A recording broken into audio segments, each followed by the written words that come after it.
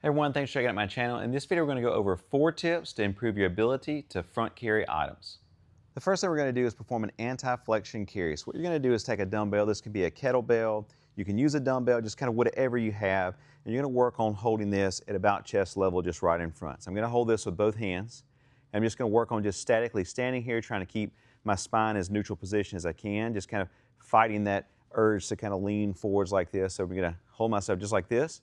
And then I'm going to work on carrying this. So I may initially have the patient just hold this position for 20 seconds, 30 seconds, maybe 60 seconds, and then relax, and then come back up again.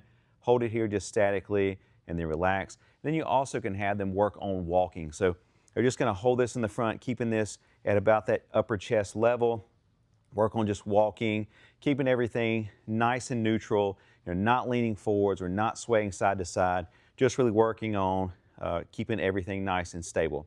And I may have the patient perform that for 20 or 30 feet. Maybe we do that for 5 or 6 repetitions, maybe 10 repetitions, just kind of working towards building more capacity to fight that kind of pull forwards into that flex position.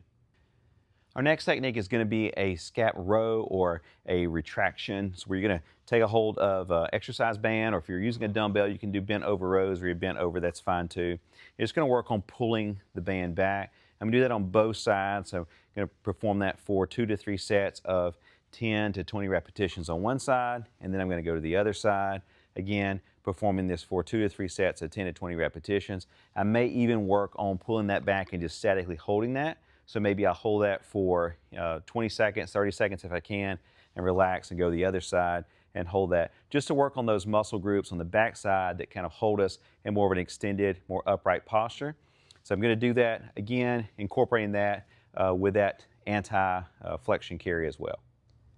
Next, we're going to work on a hip hinge pattern. This would be appropriate, for a patient that's trying to pick something up off the floor. You just want to work on that control to be able to go down and come back up. So you can use a kettlebell, you can use a dumbbell, just whatever you have. What you're going to do is, I have cones stacked here. You can see the top of the cone. I'm going to work initially on hinging or pushing my hips back, bending the knees, coming down, touching the top of the cones, and coming back up. So I'm going to hinge at the hips, bend the knees, come down, touch the top of the cones, and come back up. I like to use the cones because it gives the patient something to focus on. It also kind of gives a target that you can adjust. You can make it higher initially so they don't have to go as far. Maybe the cones are up here and they come right back up. Just really working on that control. And then you can use less cones and eventually take all the cones away and have the patient go all the way to the floor. So I really like that. I'd have the patient perform that for 2 to 3 sets of 10 to 12 repetitions. Our last technique is going to be called front farmer's hold. So what you're going to do is take 2 dumbbells. You're going to flex your elbows, kind of hold them up in this position. And you're going to work on just statically have the patient stand there, hold this maybe for 10 to 20 seconds and relax.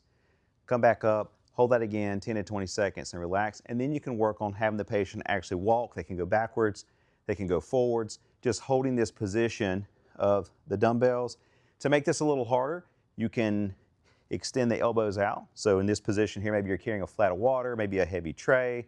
You're going to hold this and work on just statically holding that as well. I'd have the patient perform that for, if you're walking, maybe 20 or 30 feet, repeating that for 5 up to 10 repetitions. Thanks so much for watching this video. I hope it helps to improve your front carry ability. Be sure and check out the description where I list out all the different applications, how you can progress them or downgrade them for your patients. And also be sure and hit that subscribe button. That way you can stay up to date on all my content. Thanks so much.